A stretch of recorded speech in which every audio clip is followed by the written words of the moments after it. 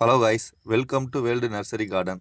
நம்ம இப்போ இந்த வீடியோவில் என்ன பார்க்க போகிறோம்னு பார்த்தீங்கன்னா, பல வருடங்கள் பூக்காத மல்லிகை செடியை கூட எப்படி பூக்க வைக்கிறதுன்றதை பற்றி தான் நம்ம இந்த வீடியோவில் பார்க்க போகிறோம். வீடியோக்குள்ளே போகிறதுக்கு முன்னால் நம்ம சேனலை சப்ஸ்கிரைப் பண்ணிக்கோங்க. பக்கத்தில் உள்ள பெல் ஐக்கானையும் கிளிக் பண்ணிக்கோங்க. அப்போ தான் நம்ம அடுத்தடுத்து போடுற வீடியோ உங்கள் நோட்டிஃபிகேஷனாக உங்களுக்கு வரும். நம்ம நர்சரியிலேருந்து பல வகை மல்லிகைப்பூ செடி இருக்குது. அதில் நம்ம பல வகை மல்லிகைப்பூ செடி வாங்கிட்டு வந்து நம்ம வீட்டில் வச்சுருப்போம். அது நம்மக்கிட்ட விட்டு பூக்க மாட்டேங்குது. இந்த மாதிரி பிரச்சனைகள்லாம் நிறைய இருக்குது. இப்போ நான் சொல்ல போகிற டிப்ஸை மட்டும் ஃபாலோ பண்ணிக்கோங்க. அதுக்கு முன்னாடி புதுசாக மல்லிகைப்பூ செடி வாங்குறவங்க அதிகமாக பூக்கள் பூத்த மாதிரி இருக்கிற மாதிரியே பார்த்து வாங்கிக்கோங்க.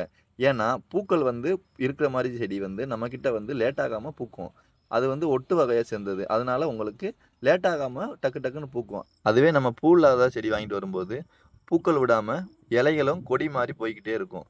அதனால தான் நம்ம அதிகமான பூ இருக்கிற மாதிரி செடியை பார்த்து வாங்க சொல்கிறது.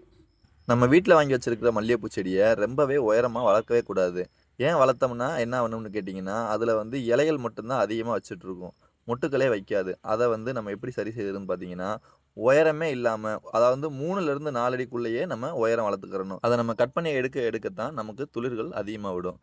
ஒரு துளிரில் நம்ம கட் பண்ணும்போது இன்னும் மற்ற துளிர்கள்லாம் கொஞ்சம் அதிகமாகவே இருக்கும். அப்போ தான் உங்களுக்கு பூக்களும் அதிகரிக்கும். பூக்களை மட்டும் பறித்து எடுத்த பிறகு அதையுமே ஒரு இலை விட்டு எப்பயும் போல் நம்ம கட் பண்ணி எடுக்கணும். அப்போ தான் நமக்கு பூக்களுமே அதிகமாக தான் பூக்கும். அதுக்கப்புறம் மல்லிகைப்பூ செடியை ஒட்டி களைகள் சின்ன சின்னதாக முளைச்சிருந்தா கூட அதை நம்ம சின்ன சின்னதாக இருக்கும்போதே நம்ம அந்த களைகளெல்லாம் எடுத்து விட்டுறணும். அப்படி எடுத்து விடலைன்னா மல்லிகைப்பூ செடிக்கு உண்டான வேர் சத்தை அந்த களைகள் எடுத்துக்கிறோம். அப்போ நம்ம என்னதான் உரம் மருந்து எது கொடுத்தாலும் அந்த களைகளை வேர் சத்தை பூரா எடுத்துக்கிறோம். அதனால நம்ம மல்லிகைப்பூ சுற்றி இருக்கிற களைகளை ரிமூவ் பண்ணி எடுத்துடணும். அப்படி எடுக்கலாத பட்சத்துக்கு நமக்கு பூக்கள் அளவாக தான் இருக்கும். அதுக்கப்புறம் பார்த்தீங்கன்னா, மல்லிகைப்பூ செடியை முடிஞ்ச அளவுக்கு ஃபுல் டைம் சன்லைட் படுற மாதிரி தான் நம்ம வைக்கணும். அதுக்கு என்ன காரணம்னு பார்த்தீங்கன்னா, ஃபுல் டைம் சன்லைட் படும்போது செடியில் ஏதாவது நோய் தொற்று ஏதாவது இருந்தால் கூட ஃபுல் டைம் சன்லைட் படும்போது நமக்கு அது மாறிடும். சன்லைட் வெளிச்சம் படாமல் இருக்கும்போது என்ன பண்ணணும்னு பார்த்தீங்கன்னா, செடியோட இலை ஃபுல்லாகவே வளர்ந்துக்கிட்டே தான் இருக்கும். பூக்களுமே அவ்வளோக்கா பூக்காது. அது கொடி மாதிரி மட்டும்தான் போய்கிட்டே இருக்கும். நமக்கு போதுமான அளவு பூக்கள் இருக்காது.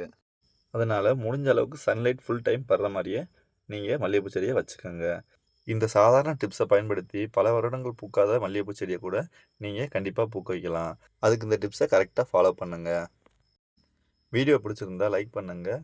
ஏதாவது டவுட் இருந்தால் கமெண்ட் பாக்ஸில் மென்ஷன் பண்ணி விடுங்க. தேங்க்யூ ஃபார் வாட்சிங் கைஸ்.